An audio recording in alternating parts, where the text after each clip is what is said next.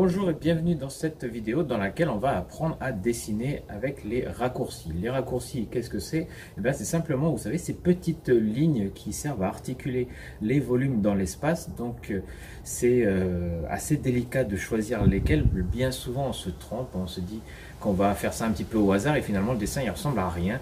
Donc, je vais vous proposer dans ce tutoriel un exercice pour vous aider à y voir plus clair avec les raccourcis. Donc, juste avant de commencer, vous pouvez vous abonner à ma chaîne YouTube en cliquant sur le bouton rouge qui se trouve en bas de cette vidéo. Et puis, comme ça, vous ne manquerez aucune de mes prochaines leçons. Donc, sans plus tarder, on commence avec ces raccourcis et comment les tracer. Donc, les raccourcis, comment ça se passe? Qu'est-ce que c'est? Simplement, lorsque l'on a, par exemple, je sais pas, on a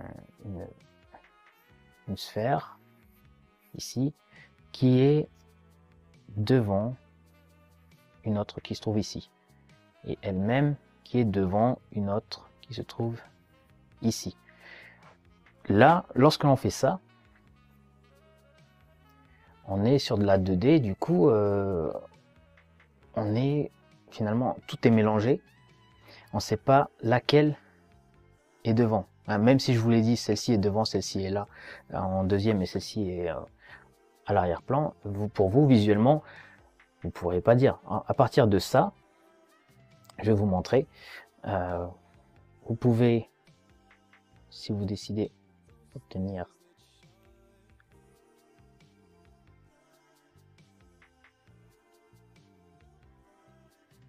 ceci. Donc, hop. Vous pouvez obtenir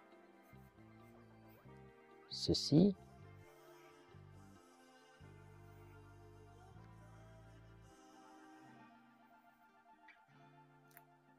Je vais le faire comme ça. Voilà, vous pouvez également obtenir ceci.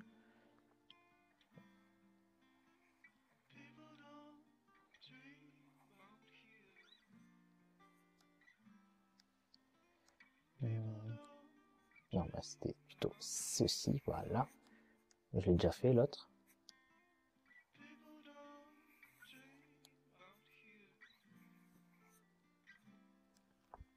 Vous avez vu? Et qu'est-ce qui change? Il faut que ce soit un peu plus arrondi, là. Qu'est-ce qui change entre ce schéma-là, ce schéma-là, ce schéma-là? Simplement que vous avez des lignes rentrantes ici, voilà, et lorsque la forme est complète, donc voilà qu'il y a les lignes rentrantes sur la boule du milieu qui est complète et les autres sont incomplètes, et bien cette boule là est perçue comme étant devant les autres et que les autres, celles-ci sont dissimulées. Vous voyez, celles-ci sont dissimulées et donc les deux boules qui sont là sont à l'arrière-plan, simplement. Et pareil pour là, donc on a notre sphère complète ici, imaginez qu'il n'y a pas les deux petits traits que j'ai fait, on a l'autre sphère qui est juste accrochée à elle, qui est à moitié, qui est un petit peu dissimulée et qui est pour le coup là incomplète, voilà, qui est dissimulée par celle-là, et du coup celle-ci, on dit qu'elle est au second plan. Pareil pour la troisième. Donc là, la troisième, on aurait pu faire ça. 1, 2, 3. Là, on aurait dit premier plan, second plan, troisième plan. Vous voyez, là, celle qui est la plus complète au premier plan. Ensuite, la seconde moins complète encore au deuxième plan. Et une autre qui est également moins complète, aussi complète que celle-ci, mais cachée par la seconde, est considérée comme étant au troisième plan. Et comment on fait cet effet-là? Eh bien, c'est simplement en repérant ces lignes-là qui vont rentrer, c'est pour ça qu'on appelle ça des lignes rentrantes, les fameux raccourcis, dans les sphères qui sont à l'arrière-plan.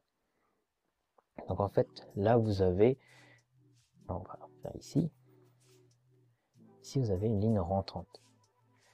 Et comment ça se fait que là, cette boule-ci, elle est perçue comme étant au premier plan par rapport à ces deux autres boules-là? Eh bien, c'est la direction de ces lignes-là. Vous voyez que ça donne ça. On a une espèce de forme en Y. Ici. Vous voyez, juste là. Et là.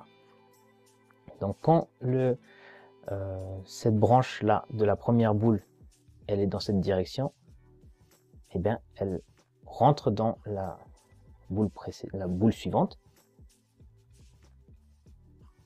Voilà, comme ici. Et la troisième, ben, pareil, on a encore un Y comme ceci. Ça veut dire que cette seconde boule rentre dans la troisième et donc celle-ci, elle est au troisième plan. Donc je vais vous donner un exercice pour ça. Ça va être tout simple, ça va être d'après ce modèle-là, vous allez refaire des schémas où les boules sont successivement à des plans différents. Tantôt c'est celle-ci qui va être au premier plan, tantôt ça va être celle-ci, tantôt celle-là au premier plan. Donc à peu près ce que j'ai fait. Et donc là, je voulais juste rajouter quelque chose, c'est que la différence entre ce schéma-là ici et ce schéma-là, c'est que, vous voyez, là, on a l'impression de trois éléments qui sont complètement distincts.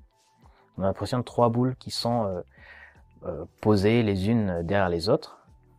Voilà. Parce que, eh ben, simplement parce que la première là est complète et on a ce contour là qui fait la rupture avec la boule suivante. Et également ce contour là qui fait la rupture avec la boule suivante. Si vous voulez que ceci soit perçu comme une forme en continu avec des boules qui sont imbriquées, il faut que vous enleviez ces traits là, donc que vous ayez des vides. Et là on comprend que c'est une espèce de chewing-gum qui est juste formé de plusieurs boules de chewing-gum comme ça qui sont collées. Vous voyez? Donc là, ici vous avez les espèces de Y. Et ici, vous avez bien plutôt ce genre-là de schéma qui fait l'intersection.